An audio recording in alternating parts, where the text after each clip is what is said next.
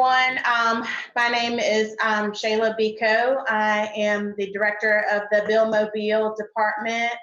Appreciate the members of the Zoning Technical Advisory Committee for participating in today's meeting. Just noting for the record that today's Technical Advisory Committee meeting is being live streamed and will be recorded for the public to view. Just a few announcements.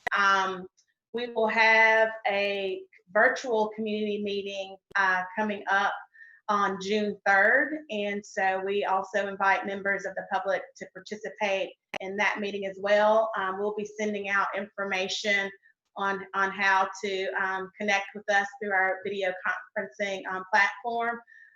We ask that you be patient with us as we're exploring new technology every day to hopefully stay within our intention of making this process with the Unified Development Code as transparent as possible. So we are exploring every day new ways to reach the public given our current circumstances. But we thank you for those that are viewing us today through live stream and for our committee members for participating. Just to get us started, I'm just going to introduce the members of the committee for the public, just so that they'll know and have awareness of who sits on this advisory committee. Before I get started with that, this is an advisory committee and an advisory committee only. They make technical recommendations to the staff as it relates to the Unified Development Code. But as you will learn through this presentation, the Unified Development Code is an ordinance that has to go before our Planning Commission as well as to the City Council for final adoption. So this body helps us to ensure that we're meeting all of the technical merits and technical requirements that we would want to see in a good comprehensive code. So with that, I'll just introduce for the sake of time the members of our committee. We've got Shirley Sessions, Ms. Becca Shaw, Mr. Pratt Thomas, Mr. David Schumer, Mr. Jay Watkins, Mr. Matthew Barcliff, Mr. Christopher Grant, and Ms.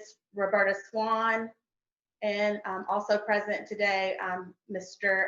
Daryl Russell. Oh, and then I'm sorry, Ms. Carrie Martin. If I've members of the committee, if I've left off anyone, please raise your hand. I think I've acknowledged everyone that's present today. So with that, we'll move forward with the presentation while we're converting to a different screen share. We have on board with us today Ms. Margaret Pappas, who is the Deputy Director of Planning and Zoning, staff that's very involved and serves on the team for the Unified Development Code. And also we have with us Mr. Bert Hoffman, who's the Deputy Director of Long Range Planning, and offering us technical support today is Mr. John Stroke, who serves as the city's webmaster. So I'll go ahead and get started. We will walk you through this brief presentation, and then hopefully at the end, we'd like to be able to answer questions. For the citizens who are interested in viewing the live stream, you can access it from the city's website page where you would normally access live stream meetings.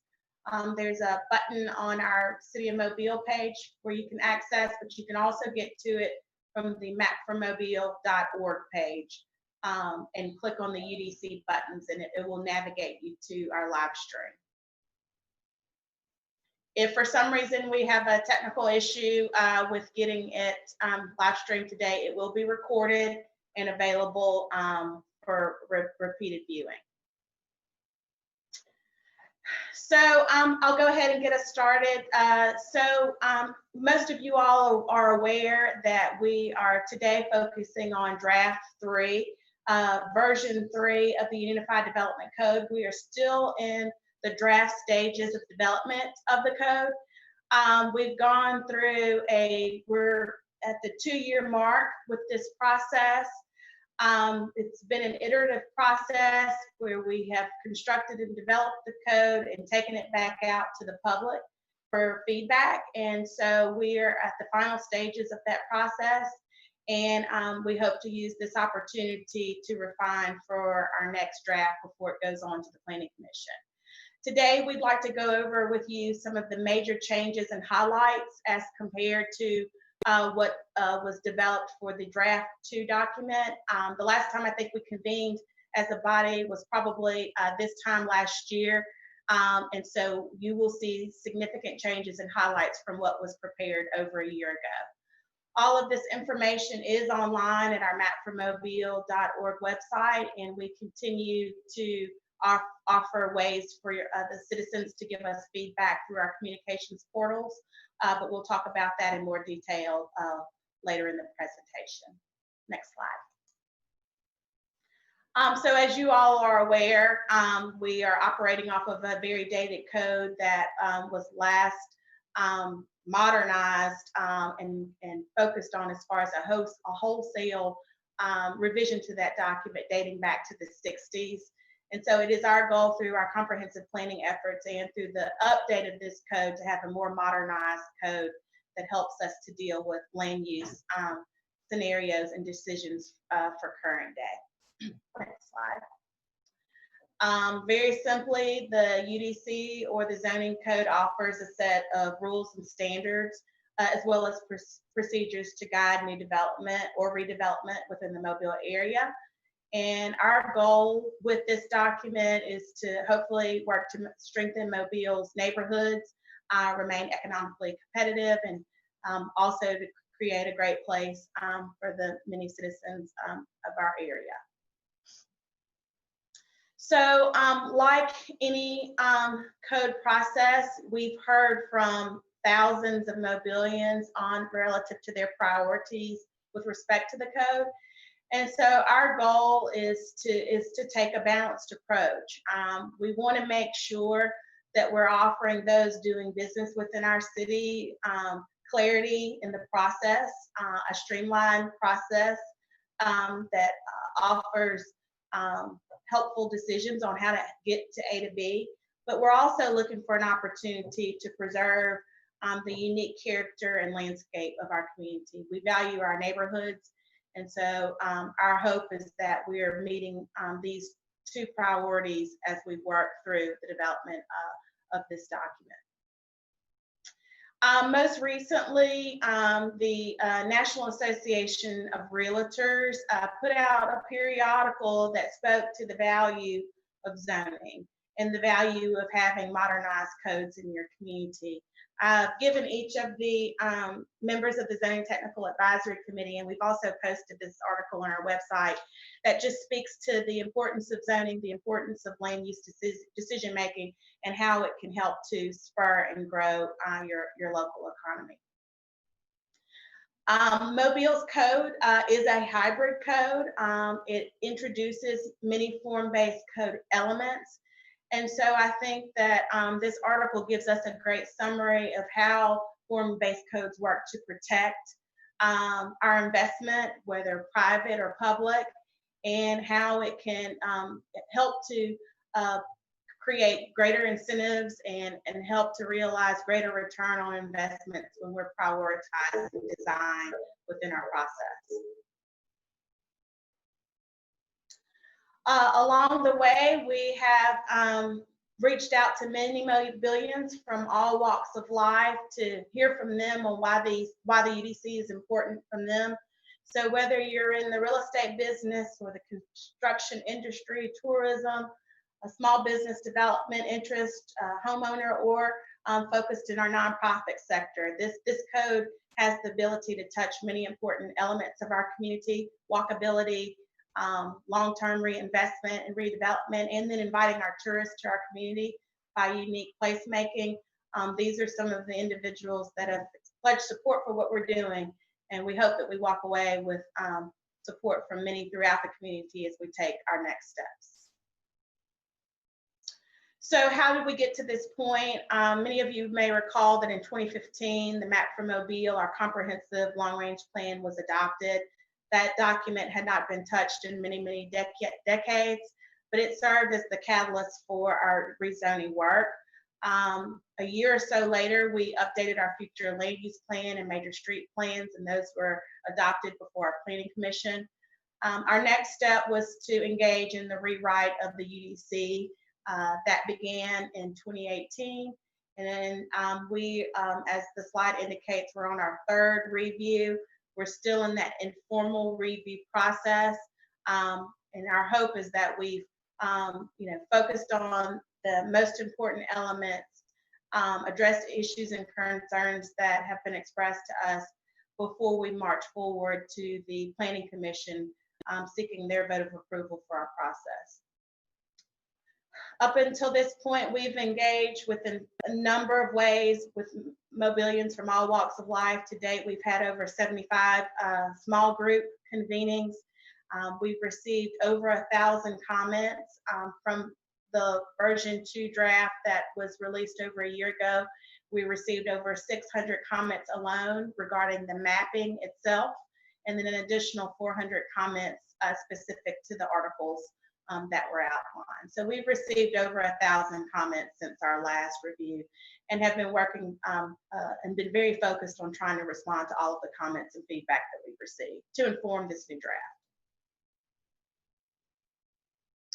So today marks the beginning of our draft 3 30-day comment period.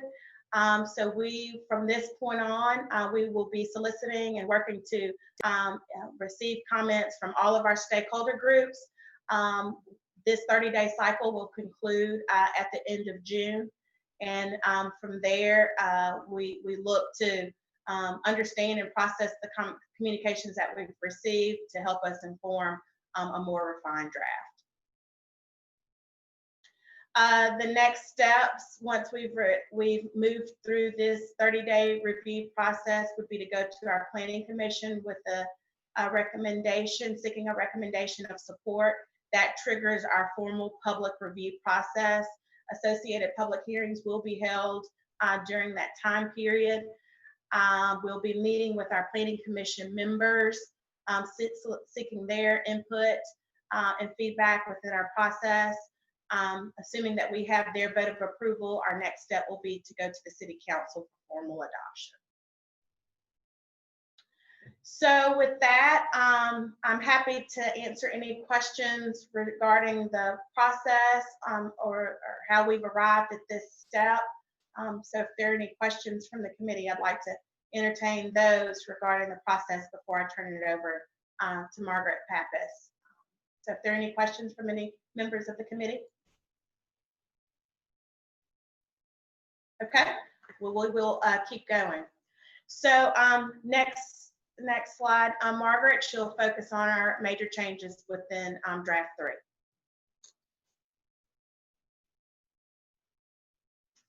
Good afternoon. One of the largest changes that we have made is we are utilizing our existing zoning designations. As Shayla mentioned, we received over 1,000 comments, and of those, well over half of those were related to the zoning map. So part of the process in version 3 is we are keeping our existing zoning designations, R1, R2, B1, B2, etc. Consequently, there are no proposed changes to the zoning map. The existing zoning map would be adopted as is as part of the UDC. We did, however, keep the commercial warehouse and maritime classifications. They are not mapped, but they are options for future development. So someone in pursuing a rezoning would have the option to rezone the property to commercial warehouse, maritime mix, maritime light and heavy. The table of uses has been clarified, and uses are allowed by right, conditional use, or special exception. Uses that are currently in the existing zoning ordinance that require planning approval now are more than likely either a conditional use or special exception in the UDC. What that means is conditional uses are uses that are considered to be of citywide interest or concern. Conditional uses will require a two-step public hearing, the first with the Planning Commission, who will make a recommendation, and the final hearing with the City Council. Many uses, though, are more of a neighborhood concern, such as churches or a bed and breakfast in a neighborhood. Those will require special exception, which is one public hearing, with that public hearing being with the Board of Zoning Adjustment. Here's an excerpt from our proposed use table. We categorize the uses, and then you have individual uses below the categories. Again, you see here a bed and breakfast requires special exception in residential districts. However, oil and gas exploration is a conditional use, and that would require the two-step approval process with both the Planning Commission and the City Council.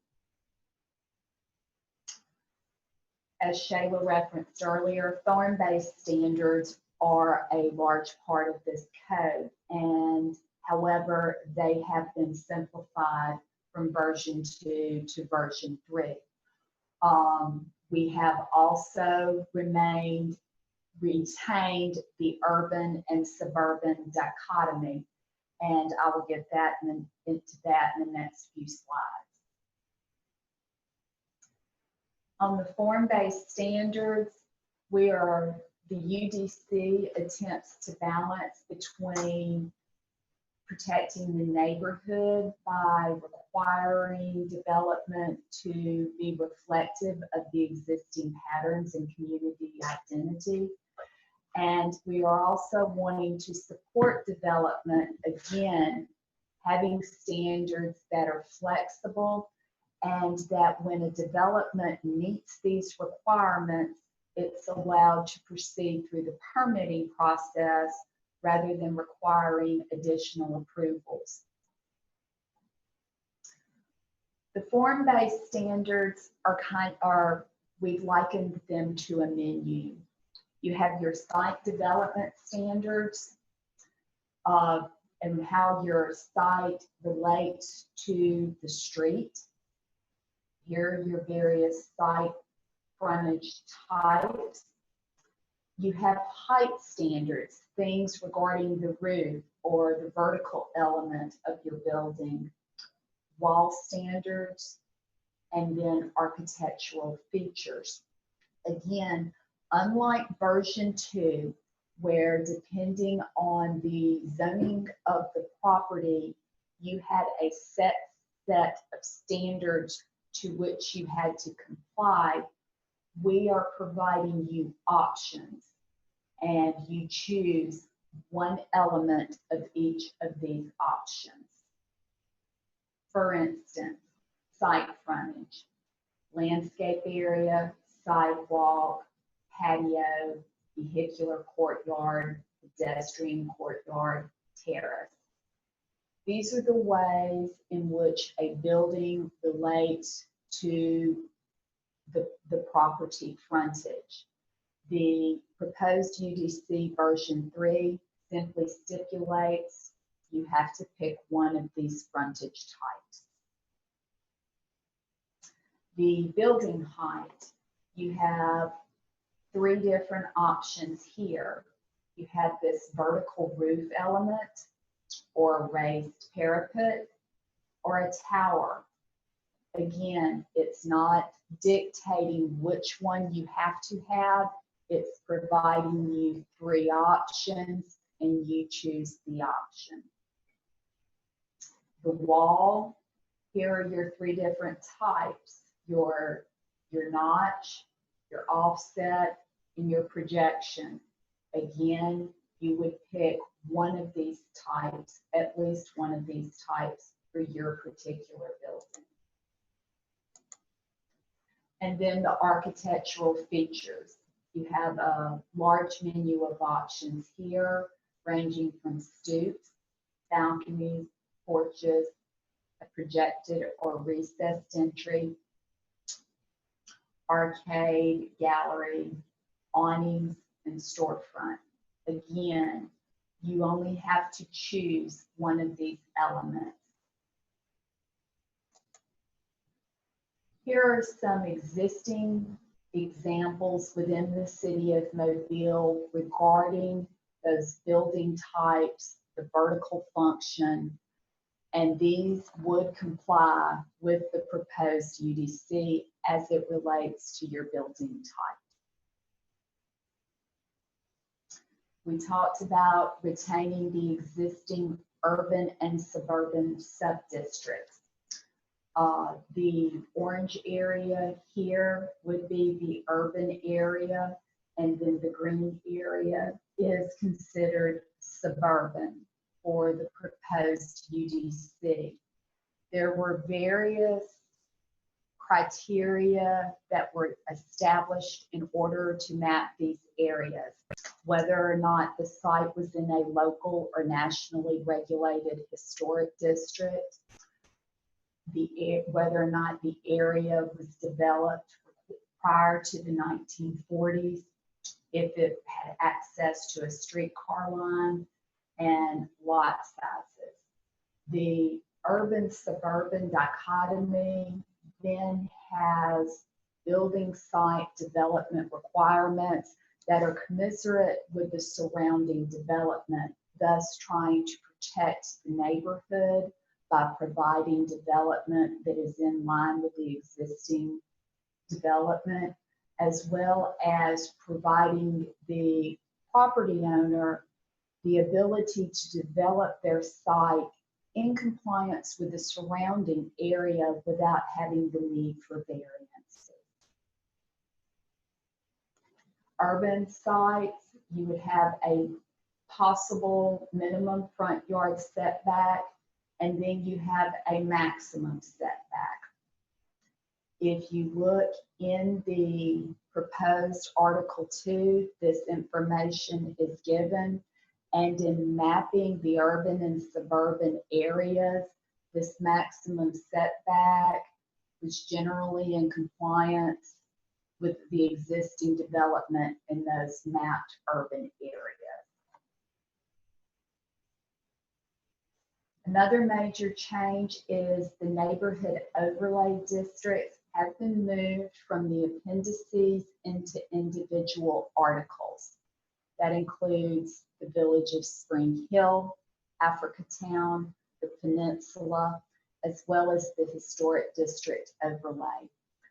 All of these overlay districts have been adopted by the city. However, the change with version 3 is that the development standards of these overlays are now mandatory.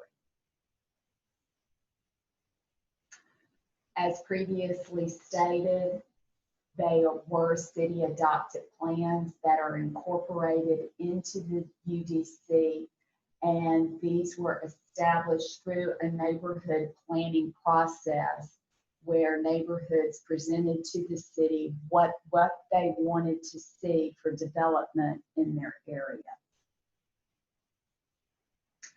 Another major change is that tree protection and preservation requirements will be a new chapter in the city code. While the UDC does have landscaping and tree planting requirements, which take into account the type of tree and what type of area it needs in order to be successful and to thrive, the tree protection requirements are removed from the UDC and will become their own separate chapter in the city code. That includes the Mobile Tree Commission Authority, as well as the urban forestry requirements. Those are not part of the UDC. Definitions. Definitions have been clarified to address several comments that were received, hoping to improve clarity, and we have hoped to remove redundancy.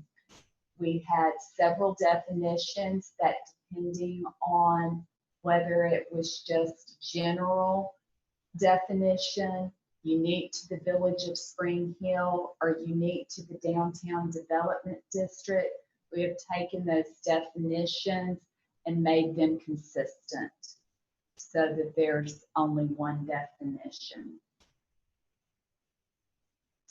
As you will also see in reviewing the proposed version 3, article names have changed. Typically of most interest is Article 2. Article 2 establishes all of the zoning districts. Again, we're keeping that same zoning district designation, R1, R2, B1, B2, and so on.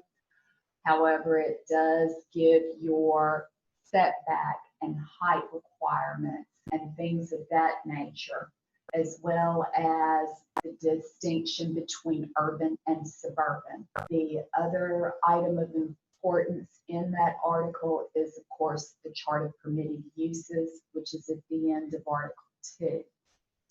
Development standards is Article 3. That goes through your building requirements, landscaping, tree plantings, things of that nature. Your uses are listed in Article 4. Those are uses that require an additional level of evaluation. And then Article 5 is procedures, how to rezone property, how to apply for a special exception. Those are laid out in Article 5 with the attendant documents referenced in Article 10. Next, we will have Bert Hoffman speak to you regarding how to navigate our website and what you will see on the website.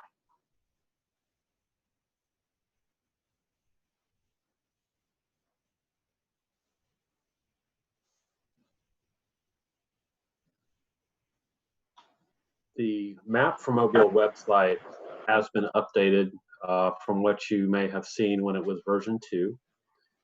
And on this website, you'll be able to look at a map showing you the zoning districts, download individual articles regarding the UDC, and provide feedback both on specific locations on the map or regarding specific sections of the proposed code. So it's very much in that respect like the version 2 that you are familiar with.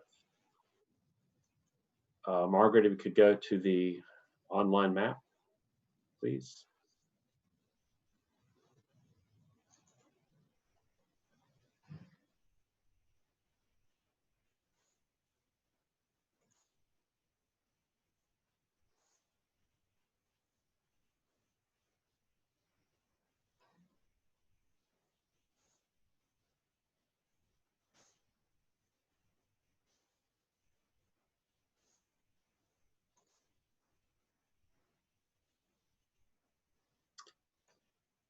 So when you go to mapformobile.org, you can make your way to the new story map that's been created, which is it's much shorter and a lot more succinct than the previous version because of the fact that we're retaining all of our existing zoning districts.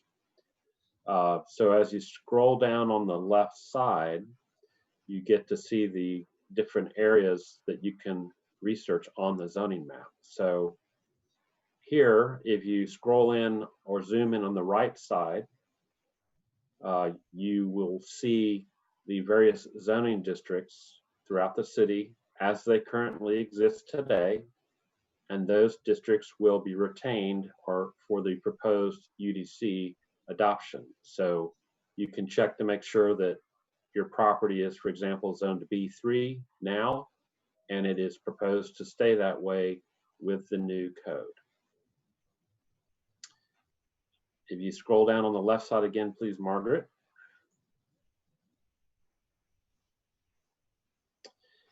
We then have a map that shows the actual neighborhood overlays.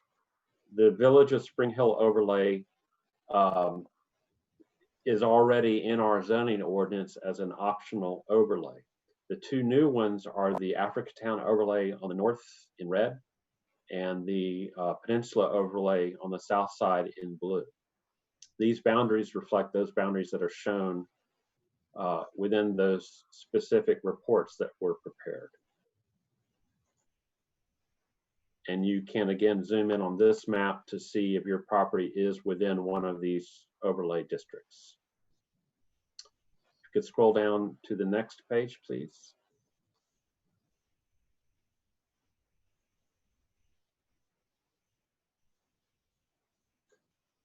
Now, as Margaret mentioned, we now have urban and suburban sub-designations for some of the zoning districts.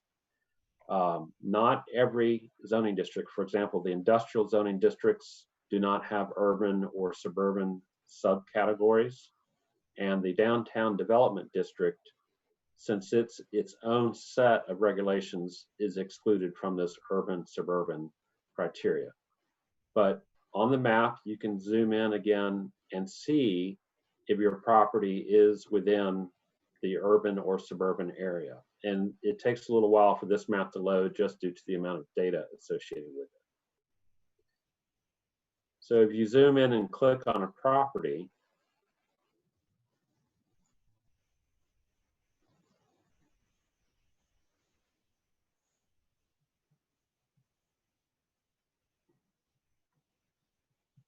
it brings up the information about that site.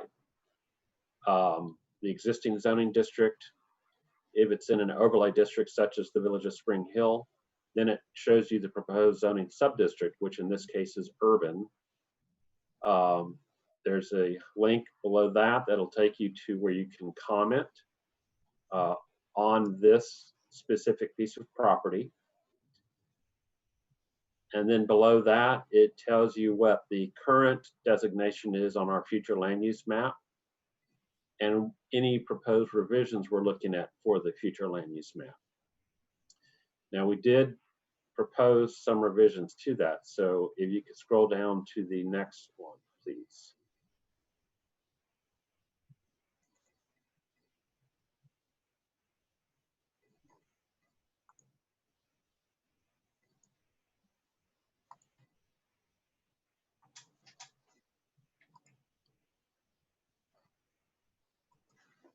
So again, now looking at the future land use map, in some areas, there are no changes between what currently exists and what we are proposing with the new version. But we had a lot of feedback regarding some of our districts, specifically the parks and open space area. And we reevaluated a lot of those areas. They had, for example, been selected because they had a lot of wetlands, they weren't developed, and then maybe they were at the headwaters of, for example, Dog River. And one of the larger areas is here at the I-10, I-65 interchange. Well, we reevaluated the future land use map, looked at what the existing zoning is of the property, and have now removed the parks and open space designation and replaced it with something more closely resembling the existing zoning district for the property. So in this case, south of I-10 and I-65, it went from a parks and open space designation to, in this case, an industrial designation. So that's more consistent with how the property in this case, it's been zoned for over 50 years. Then the comment portion of the web page. Again, you can comment by specific locations. So when you are in the map and click on a property, it'll bring up the tax parcel number, the existing zoning, the sub-district. It will allow you to indicate if you're a property owner or concerned citizen, for example. And then you can enter any comments that you have regarding the geographic issues regarding the piece of property. And then you can provide us with your name and contact information if you wish to. If you want to provide other comments, you can do so by indicating which article you're wishing to comment on. Provide your comments about your concerns of what we're proposing and submit that information in as well. And just as with version 2, we will compile all those comments based on geographic comments and based on article comments. That way we'll be able to evaluate what we may need to change in the next version after this. So I think that's all I have to cover for the online resources. And I'll hand it back over to Margaret and Shayla.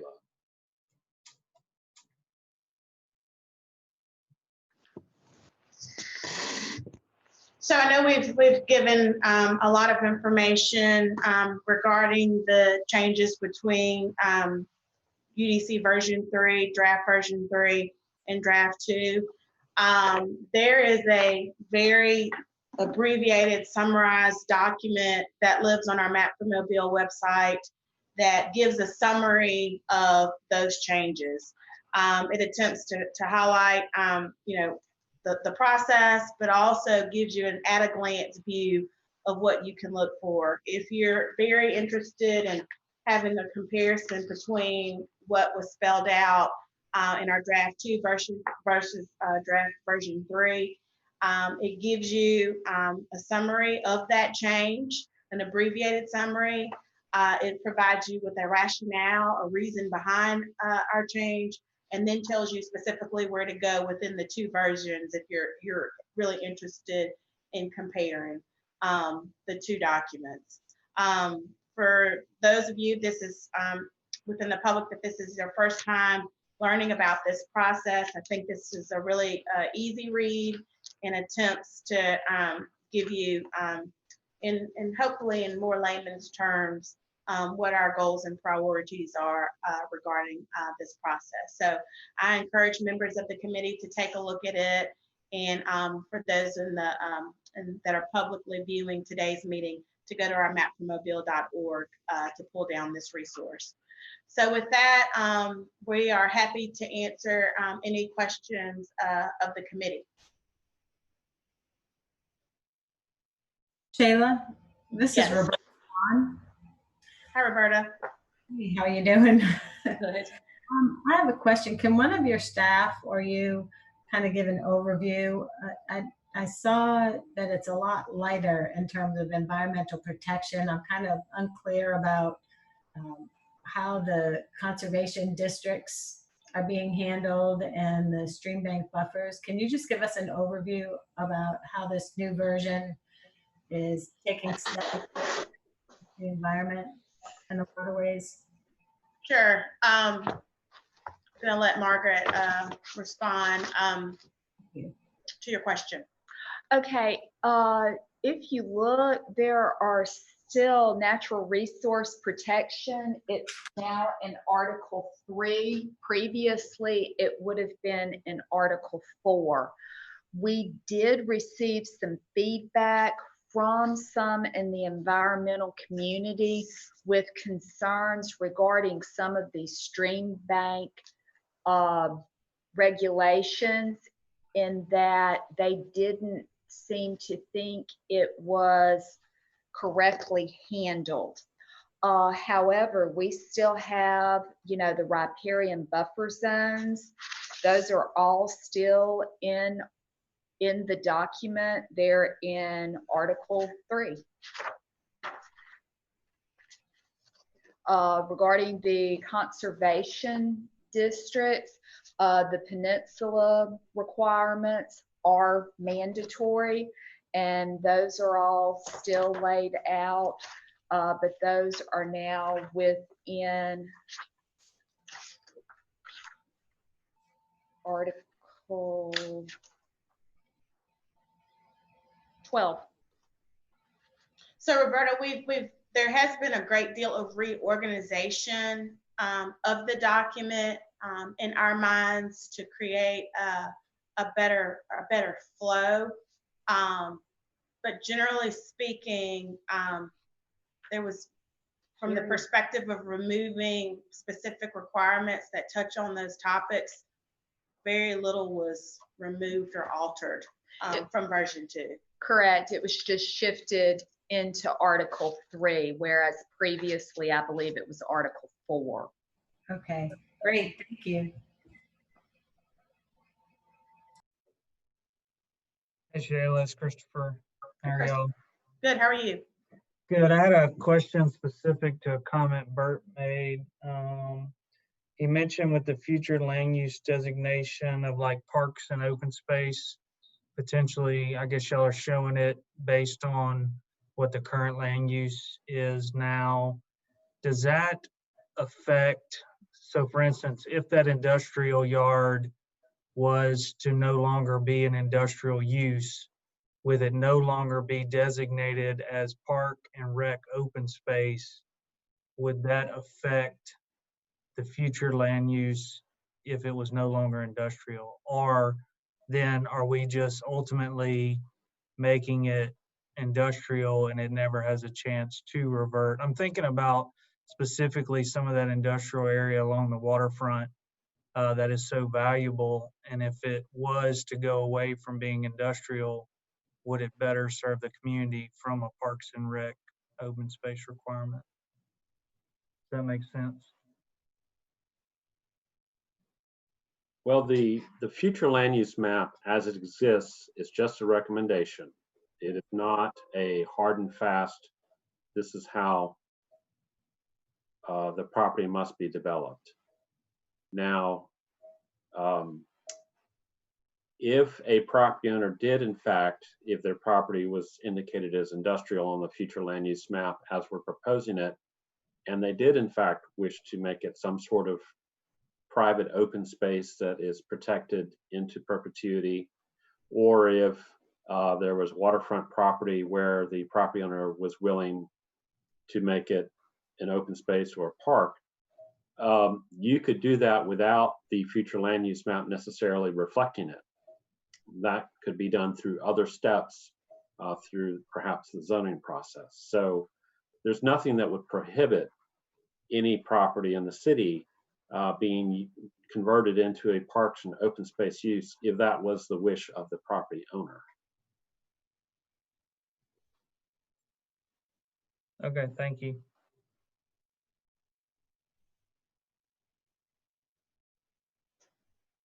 Becca, This is- oh, you're sorry. on mute. Did you have a question? Okay. Sorry, I had to take a call. Okay. No, one of the questions that as Bert was going through the website, the website looks great. It's very clear. And I want to share it with a couple of folks for commenting. Is there, once we adopt the code, once the Planning Commission adopts everything, is there going to be kind of a how-to on the website for folks that maybe are looking to build, that are new to this, that don't really know where to start? Thinking from a real estate perspective, is there going to be a pretty clear kind of guidance for the newbie? That's more or less the question that I have as we're going through, because right now it's very clear to us. I don't know if I trust my explanation purposes though in a few months when I have a client looking to get answers. So I'll go back on mute, but that's really my main question right now. Okay. Good question. Thank you for that. In our strategic planning efforts. I give this team a lot of time to hunker down into this 300-page document, and then we climb out of it again. And so that's a circular process for us sometimes. But to your point, once we get through the adoption process, we are already thinking about education materials that will be useful for private property owners, the development community, anyone that has interest in this process. And also, are thinking through, making sure that, we've got internal support to help people navigate through the, through the new code. At the end of the day, we're hopeful that it's as simple of a read as you could potentially make a zoning ordinance, which at the end of the day is a legal ordinance, a legal document, and has to have a lot of legal terminology and industry specific terminology. So our hope is that it's much more easier to navigate than what we already have right now.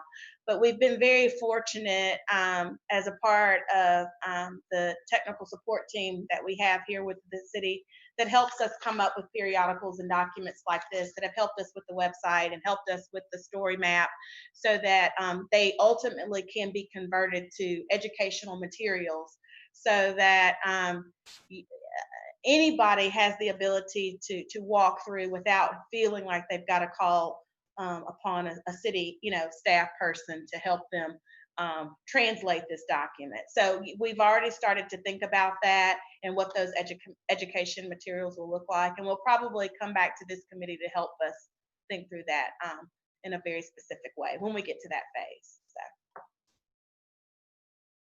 good question. Hey, Shayla, this is Roberta again. As we go through this document, is there a cheat sheet of every change that was made, or is it just the major changes? Or is there a red line version or something like that? I shudder at the thought of a red line version, but yeah, I'll start answering that question, and I'll turn it over to Margaret.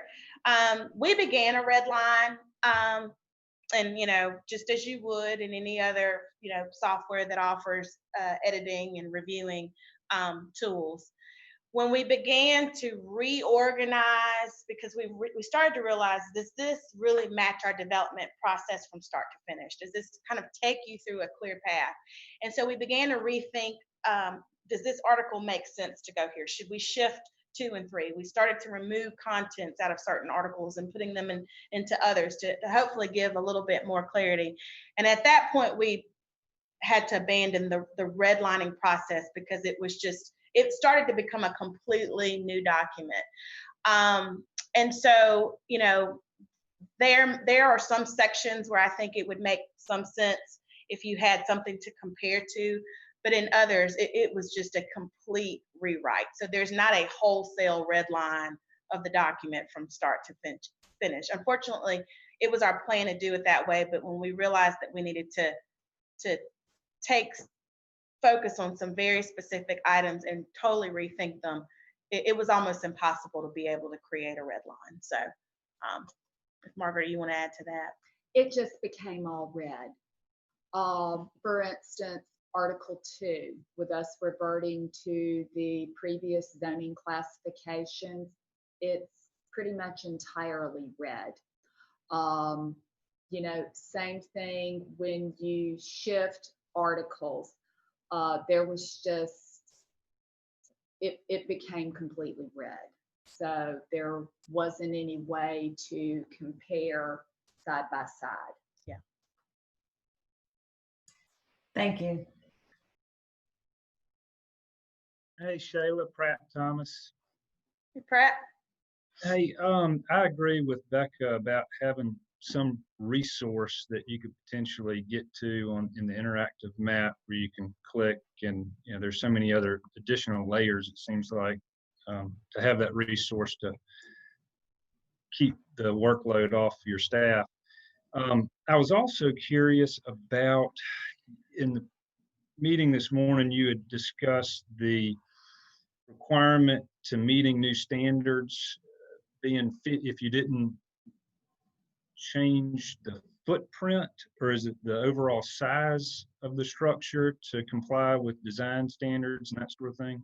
Yeah, so you're referencing our non-conformities, and they range in type, but I'll let Margaret talk about that. Yes, essentially, Pratt, if you would refer to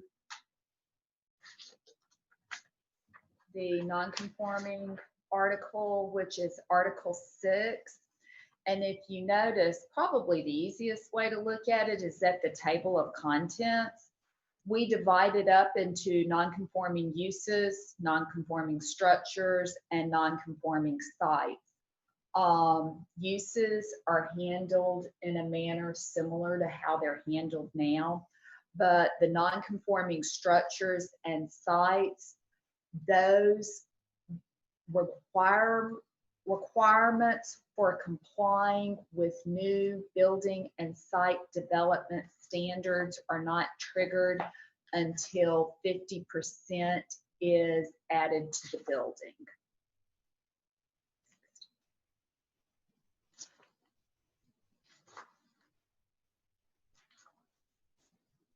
So for example, if we had a 4,000 square foot building and we want to just add 1,000 square feet to it, it complies with zoning, but we're not going above 50%, but we are changing the footprint of the building.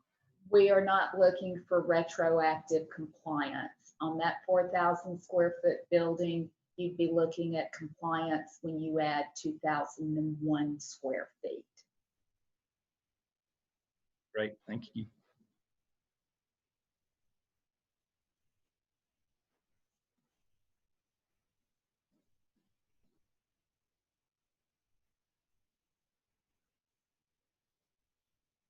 Jay, are you talking to us?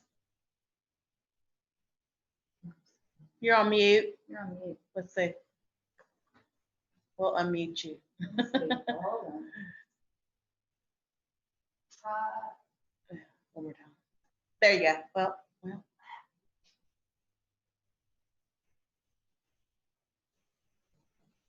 There you Is go. that okay? Yeah. Yes. Definitely wanted to be muted. It's been a little while since we've talked about this, and I just want to see what changes, if any, were made in the differentiation between a planned development and a planned unit development, and how those two, I guess, diverge in the new UDC versus what we've got currently. Okay. Planned unit developments, as we have now in the existing zoning ordinance, typically are triggered when a site has more than one building on it or is sharing parking and driveways. Under the proposed UDC, the requirement to have an approved planned unit development under those circumstances is not included. So under the new UDC, if you have a site and you want to place 3 buildings on it and share parking and access, as long as your proposed plan complies with this document for use, height, setback, site coverage, etc., you come in, you get your permit, and you move forward. No planned unit development is required. In the proposed version 3 of the UDC, you have what is called a planned development. And those would be applied for when you have a unique plan for development that does not fit one of our existing zoning categories. And so you essentially are wanting to adopt your own zoning code for your particular piece of property regarding the uses that are allowed on it, your architectural styles, your building development, your sign package, etc. That would require a PD in this proposed version 3. It would go through the same processes of rezoning where you'd have your initial public hearing with the Planning Commission and then your final public hearing with the City Council. Okay, thank you. I've got a follow-up to that if you can hear me. We can. And I think I've asked this at other previous meetings, a current PUD that was approved for multiple buildings or multiple properties, how would that be treated? Typically, if you make any change to current PUD, you have to go back and get another PUD. Would that just requirement go away? With You would need to refer to Article 5 in Section 6459 on page 153. We address existing approved PUDs and planning approvals. If you're sticking to that plan, you're allowed to continue according to that plan. If you're deviating from that plan, 6459 outlines your procedure. Okay. And then on the plan development, does it, if you have, and I think I saw it had like a minimum acreage requirements. Correct. If you have a property and it's in a current zone, would it get rezoned to planned development, or would it fall under, because currently I guess there's no planned development, so there's nowhere on the zoning map. Correct. Just say planned development, and you'd have to call the city to find out what the actual requirements were. Yes. Yes. If someone under version 3, if someone has an approved P, it basically becomes the zoning for that property. And so it would be mapped. Instead of being mapped R1, B1, etc., it would be mapped PD number 1. And then it would have its own special requirements that were basically self-imposed by the application process. And then would those be available only like if you called the city? Because I could see someone doing that and then not moving forward. And I'm assuming that holds for a year or two. And It would, once it's zoned, unless there was a sunset, it would be PD number 1. Okay. And would that requirements, are they going to be added to a document that you could find online? Or is that something that you would have to call out to the city to get information? I'm sure that we would be able, through our GIS mapping aspect, to have a lot of the information available, regarding maybe uses, but specific development patterns haven't worked out those nuances yet.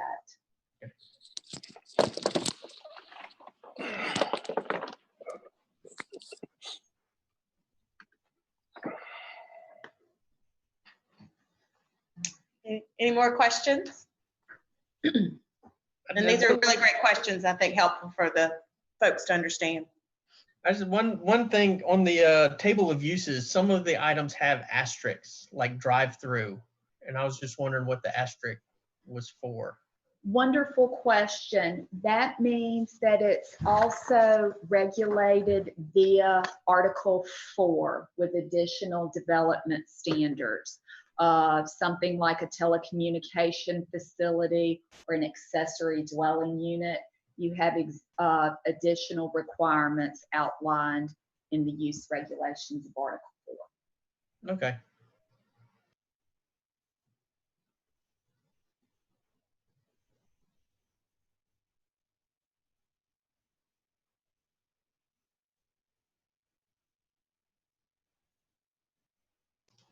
All right, I guess I'll ask another one since. Yeah.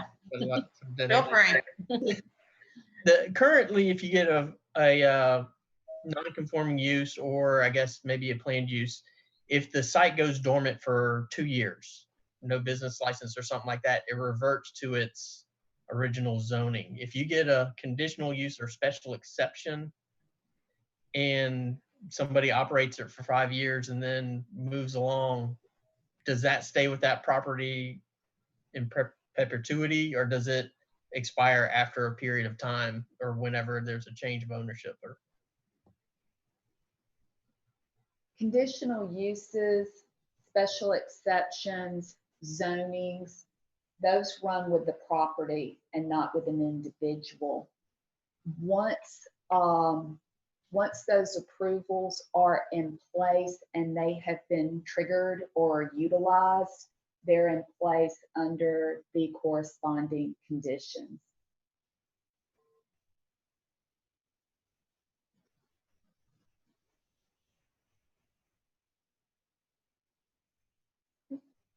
Shayla, one more question. This is Roberta.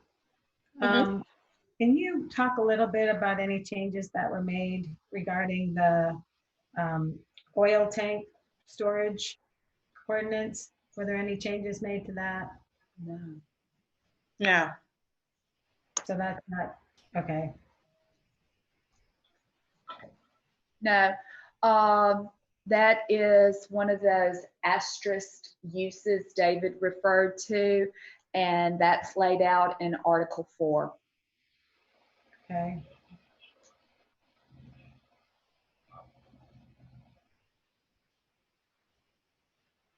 Thank you.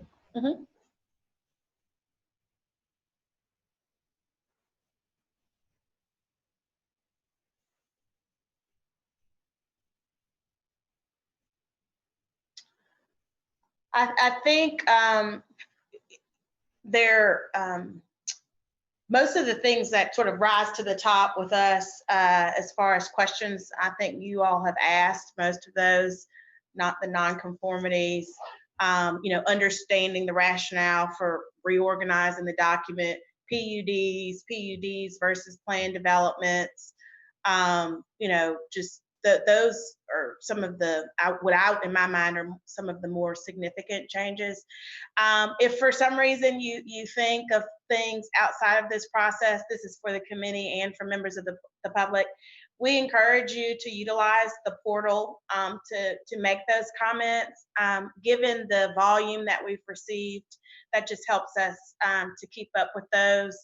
And document them because they tend to come in lots of different directions. So I would encourage people to utilize that system. If for some reason there's a technical issue, we continue to keep our planning.org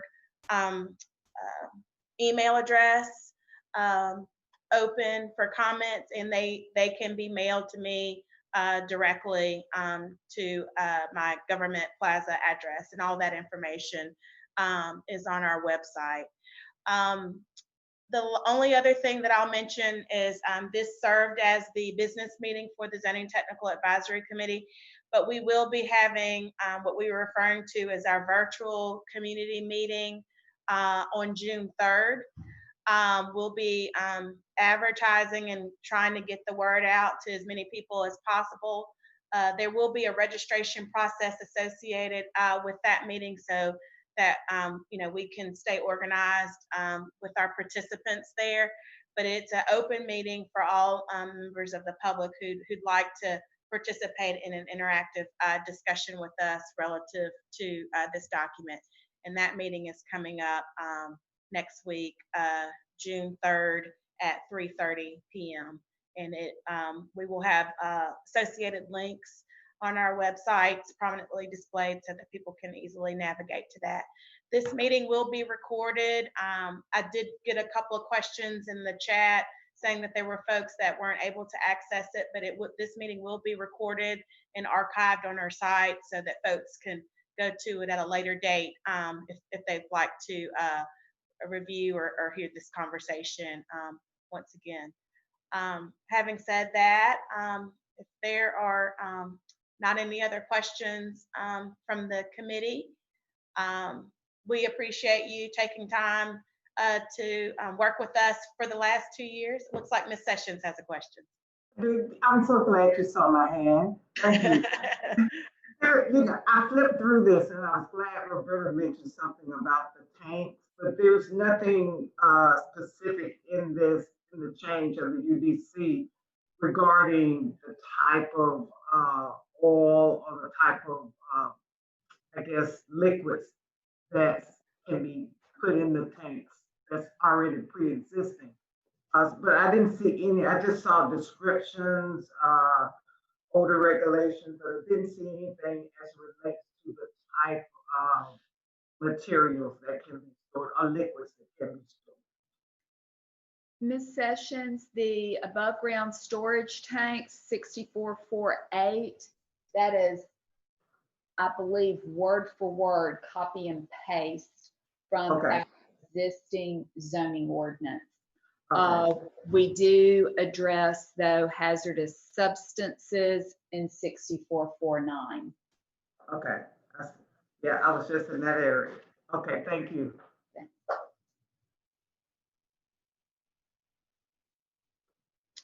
Any more questions? Okay. Well, we'll wrap up today's Zoning Technical Advisory Committee. I encourage you to regularly visit the mapformobile.org website. There is a place for folks to sign up if they'd like to get on our mailing list, as we're communicating regularly throughout this process. So if you're interested, please log on to that site to drop your email and contact information for future references. But having said that, I adjourn the meeting and thank you to the members of the ZTAC committee and to the general public for participating today. You all have a great afternoon.